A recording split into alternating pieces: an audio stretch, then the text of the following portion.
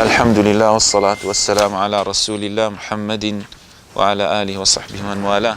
ربنا آتنا في الدنيا حسنة وفي الآخرة حسنة وقنا عذاب النار. ربنا اغفر لنا ولإخواننا الذين سبقونا بالإيمان ولا تجعل في قلوبنا غلا للذين آمنوا ربنا إنك رؤوف رحيم. ربنا زدنا علما وألحقنا بالصالحين. يكم فرمدي باب آداب قضاء الحاجة كسرآو ئەم جۆرەشتانەی پێدەوترێ. ئەنەسی کوڕی مالیک بۆمان دەجە فەرمووی پێغەمبەری خوا کاتێک دەچووە سەر ئاو وەضع خاتەمەه. ئەم فەرمودەیە معلولە ضعیفە، بەڵام زانایان دەفەرمون لەبەر ئەوەی وەکو دەڵێن بەڵگەی لە ئەوەی کە ناوی خودای لێ نووسرا بوو، بۆیە پێغەمبەری خوا عەلەیهی سەڵات وسەلام دایدەنا ئیکراما واحتراما للفظ الله لەبەر ناوی خودای گەورە.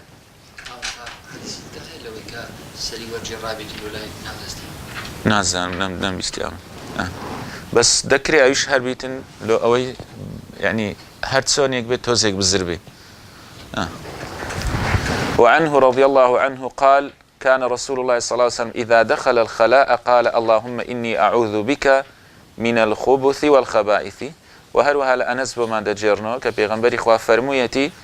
بيغمبري خوا كاتيك دتسوى سر آو دەی فەرموو خودایە من خۆم دەپارێزم بە تو لە جنۆکەی نێر و مێ یاخود لە جنۆکەی هەر شێوازێکیان هەبێ. ئەخرەجەه السەبع، گوتماوە سەبع چێ و چێ دەگریتەوە؟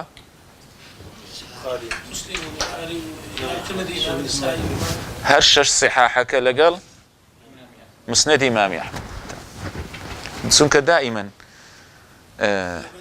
کە ئەوانە جێڕایانەوە یاخود مەجموعەک پێکەوە جێراوە هێزێکی زیاتر دەدا، بە تایبەتی لە کاتی چیشمان پێدەبی ئەوە لە کاتی نەسخ یاخود لە کاتی تەرجیح، بە تایبەتی لە کاتی تەرجیح. زانایان دەفەرمون بە تایبەتی خەتیبی بەغدادی دەفەرمی یەقینتان بێ تەعارض نییە لە بەینی ئایەتێک لە ئایەتێکی تر، لە بینی قورئان لەگەر سنە، لە بینی سنە لە نێوان خۆیان یاخود سنە لەگەر قورئان. لەبەر بەداخەوە ئێستا ئەوەی ئێستا دەکرێت زۆر جا دەبینی فەرمودەیەک ڕەت دەکاتەوە دەڵێ تەعارضی هەیە لەگە قورئان یاخود لەگە قورئان یەک ناگری، یاخود لە ناوە فەرمودەکان دەڵێ وەڵام ئەم فەرمودەی ڕەت دەکەمەوە لەبەرەوەی لەگەر ئەم فەرمودەی تێکگیران ڕوودەدا. نەخێر، زانایان دەفەرمون ئەسڵەن دەبی بە ئەدەبەوە بڵێ ظاهرهما التعارض، وا دیارە وا دەردەکەوێ ئەجینا لە ئەسڵدا تەعارض نییە لە شەرع، چونکە هەمووی لەلایەن خودداوەیە، خودداش دووشت ناینی دژی یەک بین. بۆیە لەوێن دەر لەو ئەخرەجەه السەبع ئەخرەجەه الخەمسە لەوانە دائیمەن زانایان هاتوون لە بۆ تەرجیح. ئەگەر مەرحەلەکانی ترمان بڕی، یەکەم مەرحەلە جەمعە، دواتر تەوفیق لە بینیان دەکەی، ئەگەر تەوفیقش نەتوانی دواتر ناسیخ و مەنسوخ، ئەوجە دواتر دێتە تەرجیعی. لە تەرجیحی بتەوی یەکەچیان بەسە یەکەچیان ڕاجح بکەی ئیش بە یەکەچیان بکەی. لەوێن دەر فەرمودەیەک ئەگە ئەخرەجەه السەبع بی جیاوازیان کردەوە لەگەر ئەگەر فەرمودەیەک بەس لە سونەن ڕیوایەت کرابی، یاخود فەرمودەک صحیح بی جیاوازیان کردەوە لە فەرمودەک کە لە صحیح لغەیریه بی. ئەلە شوێنانە ئیشمان بەو مصطلحانە دەبێت کە زانایان باسییان کرد. وعن أنس رضي الله عنه قال كان رسول الله صلى الله عليه وسلم يدخل الخلاء فأحمل أنا وغلام النحو إداوة من ماء وعنزة فيستنجي بالماء. دەڵێ پێغەمبەری خوا عەلەیهی سەڵات وسەلام کاتێک دەچوو سەر ئاو، ئەمنوو غولامێک وەکو من بوو، ئەو شتانێک کە پێغەمبەری خوا عەلەیهی سەڵات وسەلام پێویستی بوو لە ئیداوە لە خوارێ نووسیەتی الإناء الصغير من الجلد يتخذ للماء. يعني دائما وەکو جۆرێک لە پێغەمبەر عەلەیهی سەڵات وسەلام کەلتوری ئەو کۆمەلگای بەکارهێناوە کە تێیدا ژیاوە، یعنی بە مەفهومی حەدیثەکان بە مەجموعی حەدیثەکان پێغەمبەری خوا عەلەیهی سەڵات وسەلام لەو منطەلەقەیەوەش وەکو دەڵێت تەواضوعێکی نواندووە، خۆی جیا نەکردوێتەوە. ئەوەش یەکێکە لەو شتانێک کە پێغەمبەری خوا بەکاری هێناوە، شتێک بۆ لە جلد دروست دەکرا بۆ ئاو. والعنزە دەفەرمێ ئەو چییە؟ عصا طويلة في أسفلها زج كالرميح كالرمح. دەڵێ دارێکی درێژ بوو لە خوارەکەی وەکو زنجیر یاخود وەکو قەدیم ئەمە تیرکەوانمان دروست دەکرد لەوەی تیژبی چیان لە سەرەکەی دەکرد؟ ها؟ سیفۆن بارەکەڵڵا سیفۆنیان دادەنا سیفۆنیان دەقوپاندەوە تیژ دەبوو ئەوجا ئەوش زۆرێک لەو زۆرە شتانەی کە پێیان دەکوت دزت ویان کردووە ويقال الرمح قصير مهم بزان كبيغمبري خو عليه الصلاة والسلام يارمتي دراوة لويكا تسوتا سرآو فيستنجئ بالماء وبيغمبري خو خوي باك دكردوا بآوي لو كوي فرمودا كان باز دكري هم برديش هم بآويش پێغەمبەری خۆ عەلەیهی سەڵات وسەلام هم بە تاکردیەتی هم بە کۆکردیەتی یعنی پێکەوەی کۆکردوونەوە هەردووچی دروستە لو رجعنا فرمودتي صحيح للصحيح مسلم كذا بيغمبري خو عليه الصلاة والسلام توبو سر أو دواترهاتو ولم يتوضأ ولم يمس ماء در بيغمبري خو عليه الصلاة والسلام ندست نيجي شوش ندست شداء أو يعني حتى عندك دفرمون ما بستي أو لم يمس ماء لا روايتك ولم يتوضأ دفرمون ما بستي أو بوكا دست نيجي نشوشتيا هەندێک دەفەرمونە ئەمە بەستی ئەو بۆ پێغەمبەری خوا دەستی نەشوشتیان ئەوجا یەکێک دەیگۆ ها باشە پێغەمبەری خوا چۆن شتی وا دەکا چۆن دەچێتە سەر ئاو دواتر بێتەوە دەیگۆ ئەوە ئیهانەیە بە پێغەمبەری خوا کرا کە هەردوو حەدیثەکەش فی ئەعلا دەرەجەتی صحیحە و صحیحە ئەمیش بەڕاستی زۆر جار وەڵام نادەم بەس خۆم پێڕانە گیرا گوتم ئایا ئەم فەرمودانە بەڵگەنیە لەسەر ئەوەی کە ئینسان دەتوانێت بە کلێنکسیش خۆی پاکاتەوە بە تایبەتی ئێستا برادەر هەیە پرسیار دەکات دەڵێ دەچینە سین دەرێ لە بەیانی دەردەچین هەتاکو مەغریب پاش عەسەرشی درەنگ دەینەوە لەوێندەر دەرێ لە شوێنێک ئاو نییە کە خۆتی پێپاکەیەوە بە تایبەتی لەسەر ئاوەکان یعنی دەرێ کلێنکس دانرا ینی ئەگەر شوێنێکی ئاوا بوو دروستە تو خۆت بە کلێنکسی پاکەیەوە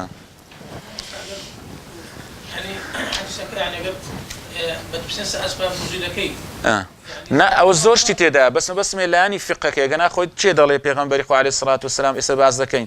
بە هیچ شێوەیەکی ئەکرەمەکم الله دەستی لە زەکەری خۆی نەدایە بە لایانی ڕاستە و پێغەمبەری خوا بە هیچ زارێکی بە چەپەی نەخواردووە خەڵکی مەنع کردووە بە چەپەی یعنی کەواتە ئەوانە فەرمودەکان ئەسڵەن وەکو دەڵێ یەکتری تەواو دەکەن نەک دژی یەک بن یاخود بڵێ ئەوە ئیهانەیە بە پێغەمبەر عەلەیهی سەڵات وسەلام ئەو فەرمودەی چوارەمینیش بەس باسی ئەوەی دەکا کە پێغەمبەری خوا عەلەیهی سەڵات وسەلام کاتێک ئەو ئەداتەی وەرگرت کە خۆی پێپاک دەکەوە کە پێی دەگوتر ئیداوە دواتر خۆی لە خەڵک شاردەوە و حاجەتەکەی جێبەجێ کرد ئەو فەرمودەکەی تری ئەبی هورەیرە دەفەرمێ اتقوا اللاعنین الذي يتخلى في طريق الناس أو ظلهم دەفەرمی خۆتان پارێزنەوە دوو شوێنەی کە لعنەتی لێکراوە واتە دوور دەبی لە ڕەحمەتی خوا شتێکی کەبیرەیە گوناهێکی گەورەیە کە ئەو کەسەی کە لە ڕێگای خەڵکی یاخود لە سێبەری خەڵکی دەچێت دادەنیشێ و ئەزیەتیان دەدە یعنی ئێستا بەس ئەتەکێتی ئەم فەرمودەیە وەرگری چ مافێکی مرۆڤی تێدایە چ مافێکی بەرامبەری داوە یعنی تۆ نابی لەسەر ڕێگایەک نابی لە شوێنێک کە شوێنی سێبەری ئەوانە پیس بکە ینی ئێستا بەس ئەگەر ئەوە ئەتوو لە ئوسولی پێدەگوترێ قیاس الئەولا یعنی وەرە ئەوە داینێ پێغەمبەری خوا باسی پیساتی کردووە ئەدی ئەگەر ئەوانی ترکە شتی تر وەکو زۆر جار دەبین دەچێت سەفرەکان دۆڵمەیان لە بن دارەکی ڕێشتی یاخود دەبینی ئەو شوێنیان هەموو تەڕ کردیە لە خەڵکی استفادەی ناکە یاخود دەبینی زۆرێک لە جاری وا هەیە پاشماوەی خۆیان وەکو چی پێدەرێن دونجی حیوان و ئەوانیان هەموو لەوێ بەجێ هێشتیە یعنی دەتوانێت ئێستا بڵێ لەو فەرمودەیە ئەو وەردەگیرێ کە دەکرێت کە کەسێک ئاوای کرد گوناهێکی گەورەی کردو بڵێ نابی وا بکە ینی ئەگەر ئەم فەرمودەی جێبەجێ بکە زۆرەها مشکلە لە کۆڵ دەبێتە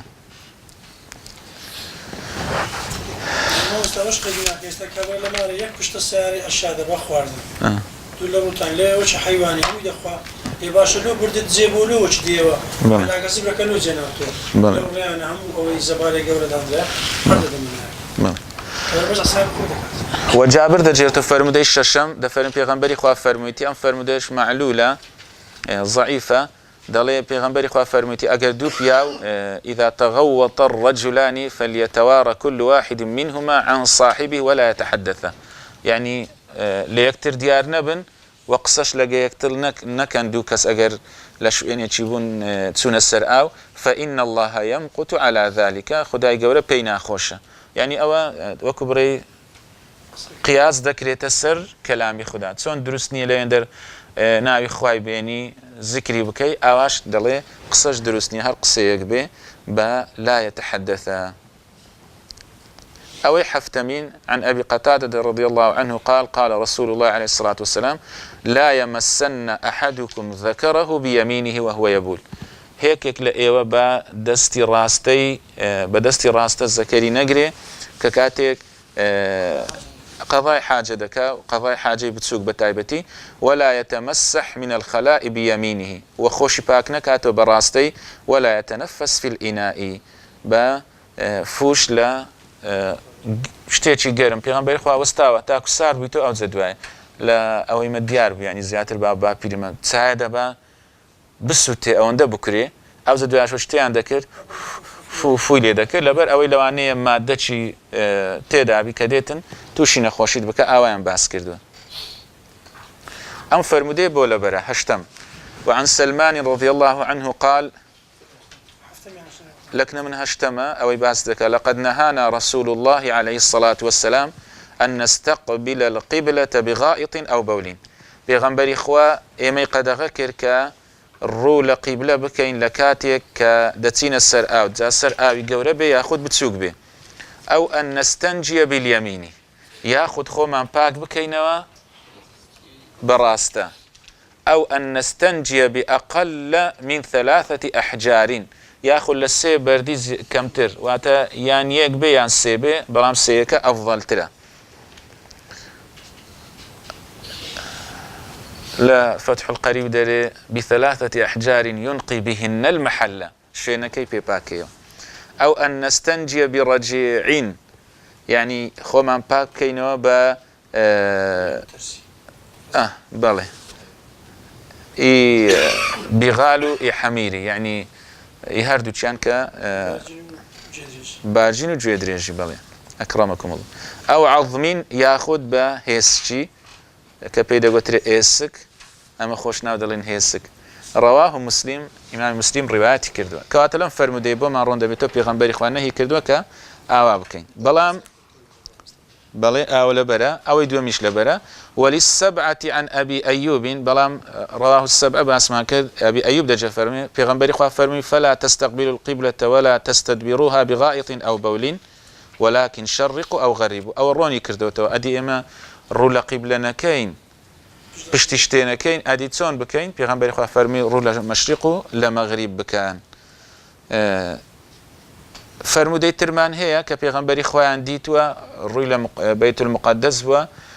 ئەو کاتیش قیبلە بووە بۆیە زانایان هاتوون جەمع و تەوفیقیان کردە لەبین ئەو دوو فەرمودەی دەفەرمون ئەگەر لە سەحرا بوو زانیت قیبلە لە کامەلایە هەتا پێت دەکرێ خۆت ڕووی تێمەکە بەڵام ئەگەر لە ناو شار بوو ئەگەر ڕووشی تێ بکرێ ئەوە چارە نەبوو بیداەتی کە دروست دەکرێت ئینسان حیسابە چی بکا وەکو اتباعی سنة باشا بەڵام ئەگەر هەر دروست نەکرا ئەوە ڕێدرایە چکە حائل و پەردە و شت زۆر دەبێ ئەوە وعنها رضي الله عنها يازدا أن النبي عليه الصلاة والسلام كان إذا خرج من الغائط قال غفرانك دەڵێ پێغەمبەری خوا ئەگەر هات با دەرێ لە سەر ئاو دەیفەرموو غفرانك زانان زۆر تەحلیلیان کردو لە بۆ ئەو غفرانەکەی پێغەمبەری خوا لەبەر چی وای فەرمووە ئەوەی کە یعنی وەکو دەڵێ لانی عاریفانە و خواناسانەی تێدا دەڵێن لەبەر ئەوەیە خودای گەورە فەرموویەتی ئەو مەرحەلەیە تۆ نابێت زکری خوا بکەی مسلمانیش وەکو پێغەمبەری عەلەیهی سەڵاتو وەسەلام كان يذكر الله في كل أحيانه وفي كل أحواله پیغمبر خوا لە هەموو کاتێک ذکری دەکرد بەڵام ئەم ذکرەی بەمانای یاخود تێکەڵبوون لەگەر فکر ئەوە نا هەر لا إله إلا الله نەزانی مانای چیە سبحان الله نەزانی مانای چیە ئەو ذکرێک کە لەگەر فکرە فکر تێکەڵ دەبی لۆیە دەڵێ مەبەستی ئەوەیە پێغەمبەری خوا دەفەرمی عەلەیهی سەڵاتو وەسەلام یا ڕەبی ئەوەندەی کە ئەمن چوومە ذکری توم نەکردووە لەوەندەی لێم خۆش بە نەک گوناهەم کردووە لێم خۆش بە لەوەندەی کە یادی توم نەکردووە کە شتێکی مباحشە حەڵالیشە ئینسان کە دەچێتە سەر ئاو بەڵام پێغەمبەری خوا کە ئەتقە الناس بووە ئەخشە الناس بووە فەرموویەتی ئەی خودایە غوفرانك و ئەوانەی شوێن کەوتوینی دەبێت ئەم سونەتە جێبەجێ بکەن بەو ڕۆحیەتە ئەم سونەتە جێبەجێ بکەین نەکو بڵێ ئایا ئیسلام تاکو ناو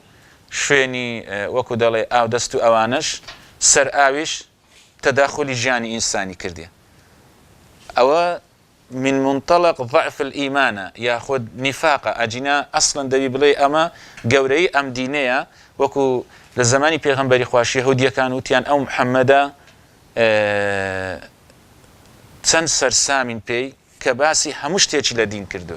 لو على منطلقه بزعم ككسيك نفاقي هي ياخذ زورك لزورك لو منطلقه دير باشا دين تيشي بداية أو خواي جوري بنامم ده شعر زانية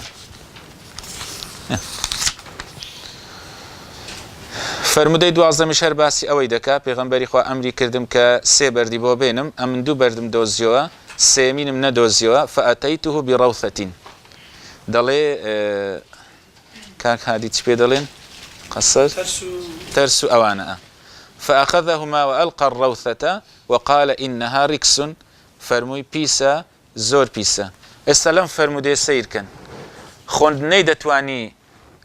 عەبدوڵای کوڕی مەسعود دوو بەردەکەی لەو بە نەیدۆزیەوە بەڵام لەبەرەوەی پێغەمبەری خوا باسی سێ کردیە هەستا وای زانی ئەوەش وەکو بەردەچیوە حیسابی کرد بەس ئەوەی ئیطاعی پێغەمبەری خوا بەس ئەوەی سنەتی پێغەمبەری خوا جێبەجێ بکە بەس ئەوەی ئەمر و فەرمانی پێغەمبەری خوا جێبەجێ بکە کردیە سێ لەبەرەوەی پێغەمبەری خوا داوای سەی لێ کرد ئەوەیە جێبەجێکردنی سەحابە لە بۆ سنەتەکانی پێغەمبەر عەلەیهی سەڵات وەسەلام نانا ئەوی نەویست فەرمی پیسە ئینەها ریکسون فەرمی پیسە بەڵام مەبەستم لە چییە معنی پیسە ڕیکسون یعنی نەجس مەبەستم لەوەی دێ یعنی نەیدۆزیەوە خۆی هێ خستە حاڵەتەکی ئیضطراری چوو شتێک وەکو برێ وەکووی وا بردی کەچی پێغەمبەری خوا فەرمی ئەوە پیسە لای بە ئەوە کەی جێبەجێ کرد نانە بە هێستیش باسمان کرد لەوێن دەر نەهێسک نا پاشماوەی بە تایبەتی ئەم دوێی کە باسیکە جێدرێژ و ئیبل بەغڵ بارجین بەڵێ دیارە ئەوانی تر دیارە شتێک تێدایە بەڵام کە زانایان دەفەرمون باسی بەردی کردووە یعنی ئەوانی تر لێ دەچنە دەرێ هەندێک ئەوها فەهمی حەدیثەکەیان کردووە دەڵێن بەوانی تر بە هیچی دروست نییە بەس بە بەردی دروستە ئەگە بەرد نەبوو ئەوجە بە ئاوی بەڵام دەڵێ هەر بە ئاوەکەی بیاخود جەمعی هەردوو کامکەی ئەوە باشترە نانە ئاوەکە ئەو دوای بەردەکە بە پێچەوانەوە طبعا هەر ئاو زیاتر پاک دەکاتەوە بەڵام بەبەستمەوێ لە حاڵەتی ئیضطراری دێ سەر بەردەکەی بەڵێ مهم هەر فەهمی حەدیثەکانش لەوەی وەردەگیرێت کە ئیسلامەتی چەند تەکیدی لەسەر پاچی کردوتەوە یعنی ئینسان بە ئاویش نەتوانی بە بەردی بە سێیان بە پێنجان بە کەمتر بە زیاتر بەڵام مهم ئینسان خۆی پاک بکاتەوە ئەبی هورەیرە دەفەرمێ پێغەمبەری خوا فەرمووی نەها ئەن یوستەنجا بعەظم ئەو ڕەوث تقریبا ئەوە پێناسەی فەرمودەکەی ترە ئەوەی کە سلمانی فارسی جێڕابیەوە ئینەهما لا یطهران فەرمووی ئەوانە پاک ناکەنەوە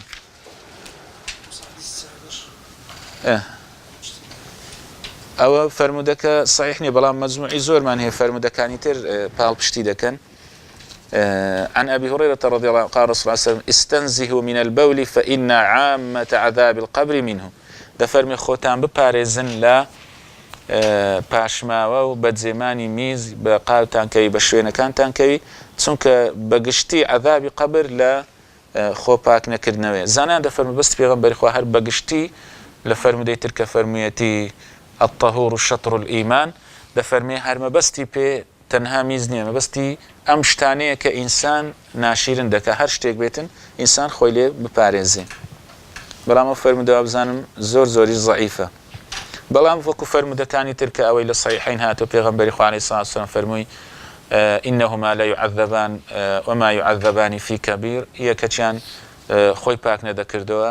ئەوی تر یەمشی بن نەمیمە زانیان دەفەرمون بە مەجموعی حەدیثەکان بۆمان ڕۆن دەبێتەوە کە یەکێک لە هۆکارەکانی عەذابی قەبر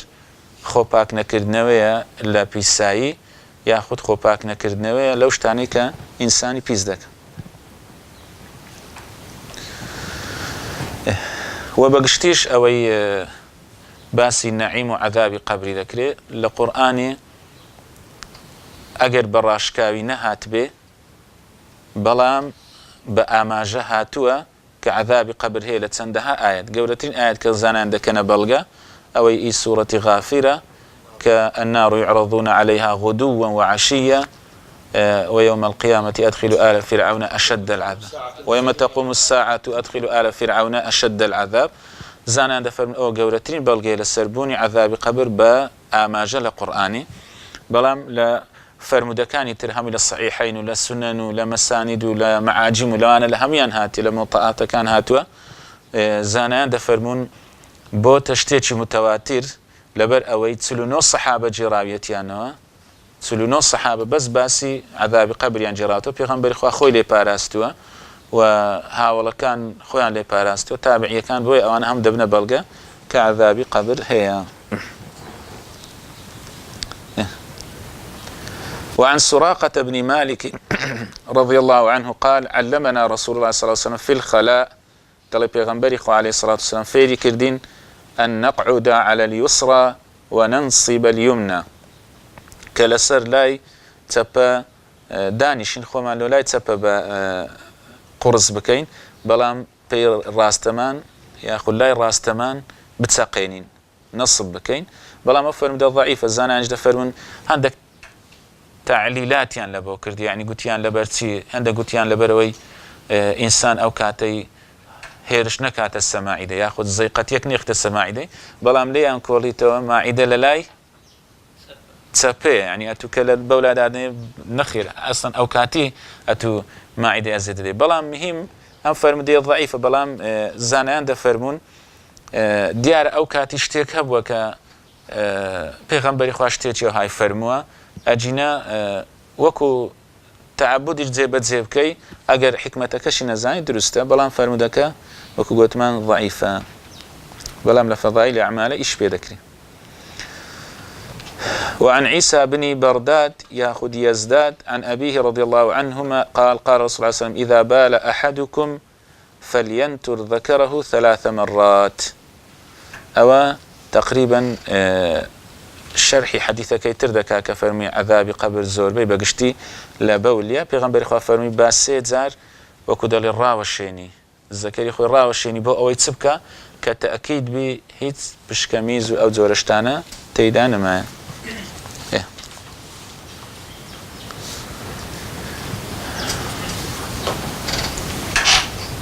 وعن ابن عباس رضي الله عنهما أن النبي عليه الصلاة والسلام سأل أهل قباء فقال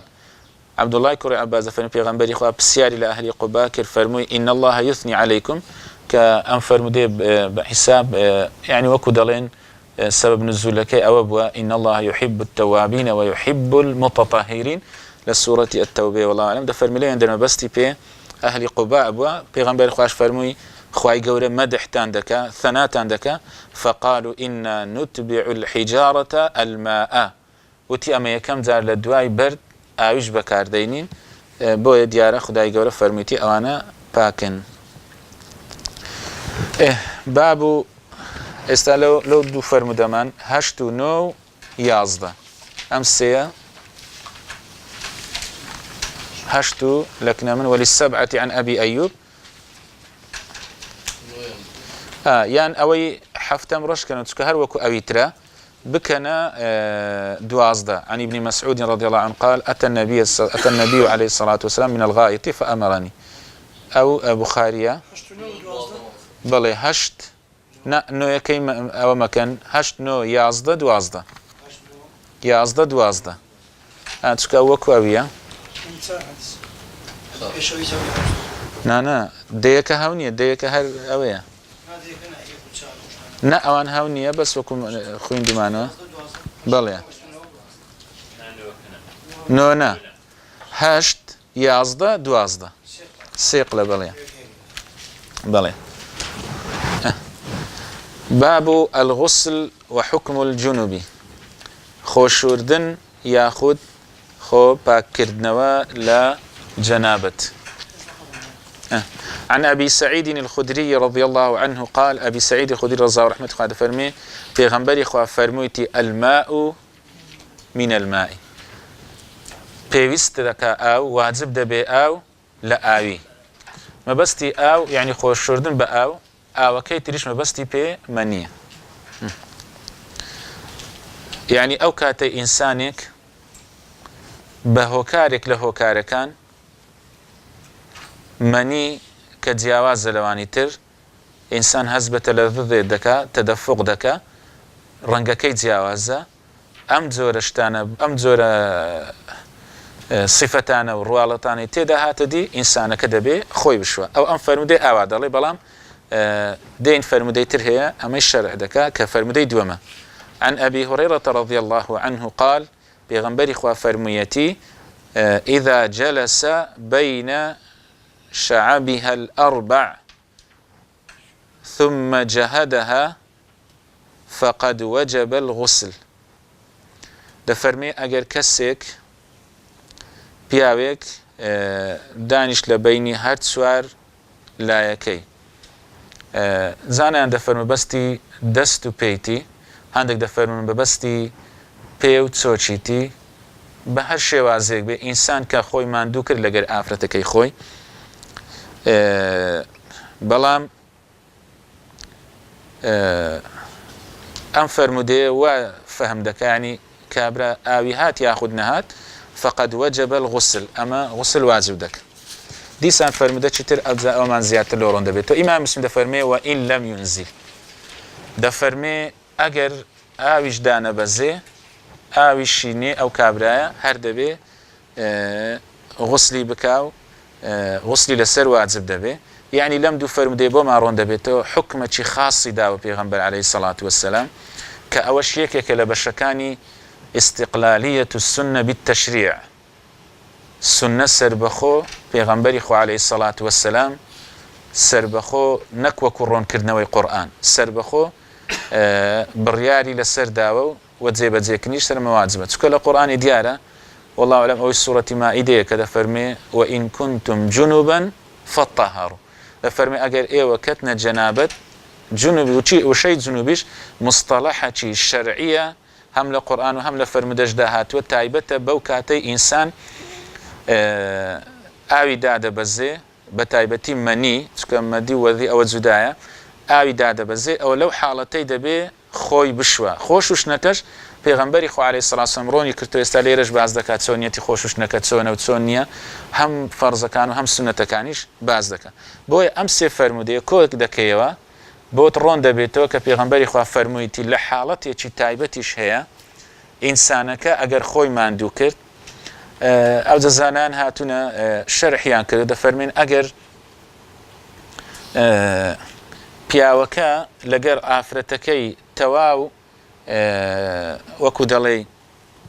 خەتانەیان نەگەیشتەیەک زەکەری پیاوەکەی ناو ڕەحمی ئافرەتەکەی دەفەرمێ هەر مادام دانیشت و خۆی ماندی کرد دەبی خۆی بشواتەوە بەڵام ئەوانی تر زۆربەی ڕەیان وایە کە ئیلتەقەل خەتانەین بوو هەردوو عەورەت گەیشتنە یەکدی بەڵام ئاو نەهات ئەوە هەر دەبی خۆی بشوە یعنی لەم حاڵەتەدا پێغەمبەر خوا ڕۆنی کردەوە بۆ مەجموعی ئەم فەرمودەیە کە ئەگەر پیاوەکە ئاویشی نەهات دەبێ هەر خۆی بشوە بەڵام زیاتر لایەنە عامەکەوێ ئیلا دەبێ ئاوی بێ ئەمجا غوسل واجب دەبێ ئەمجا دەبێت وایە تا ئەو مەنیە لەستە لاو دەشی ئافرەتەی غوسل واجب نابێ نا بەعەکسەوە لۆیە بڕێک ئەوەم کرد یعنی ئەمە ئەوایە عامەکە وایە دەڵێ دەبێ ئیلا پیاوەکە مەنی دابەزێ مەرج نییە بستە ڕەحمی ئافرەتەکەی ئیلا مەنی دابەزێ ئەو مەرجانێک کە باسمە کرد ئەو ڕواڵەت و سیفەتانە بەڵام دەرێت جاری وا هەیە پیاوەکە خۆی ماندی دەکا ئیلتیقاء الخەتانەی نیش دەبی بەڵام هەندێک دەرێن ئەگە ئیلتیقاء الخەتانەی نیش نەبی بەس ئینسان جهد و ماندی بوونێک بکە دەبێ خۆی بشوە بەڵام قەولی ئەصح والله ئەعلەم دەفەرمی ئەگەر هەردوو خەتانەین بوو پێک گەیشتن بەڵام ئاوی نەهات جاری وهەیە لەوانەیە ئاو نێ لەوانەیە حاڵەتێک لەو حاڵەتانە دروست بی لە کتوبە فقهەکان باسییان کردووە ئەوە دەبێ هەر خۆی بشوە ئەوە نییە بڵێ ئەو حکمەی لادایە کاتی گەیشتنە خەتانەین ئەم حکمەی وەکو دەڵێ خاص کردیە تایبەت مردیە شەرت نییە ئیلا مەنیەکە بێتە خوارێ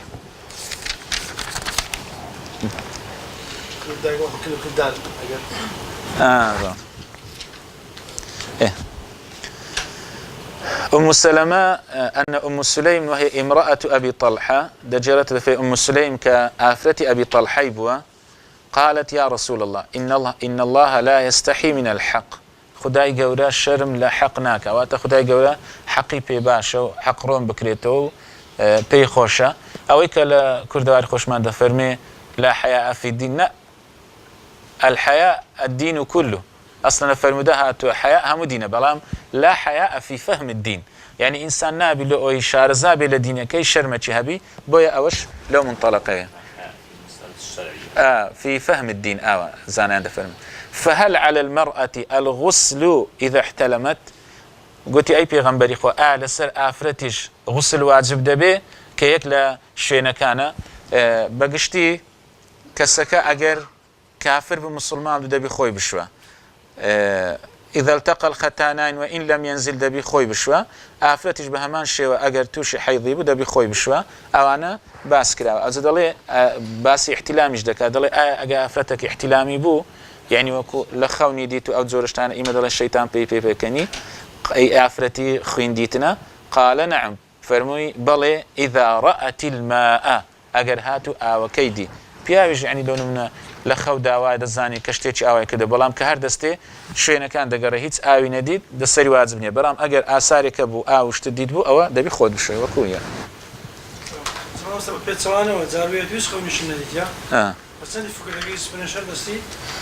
ئەو مەرحەلەکانی تەمەشا دەکەی ئایا ئایا وەکو دەڵێ بۆنەکەی وەکو هێلکەچی کورایە یاخود هەویر ترشای ئەوی تر زەردەچی زەردە ئەوە نییە سپیپات نییە ئەوانە هەمووی تەمەشا دەکەی ئەگەر بزانی ئەو تەواو لێرە ڕاوەستین وەسەڵ الله عەلا نەبینا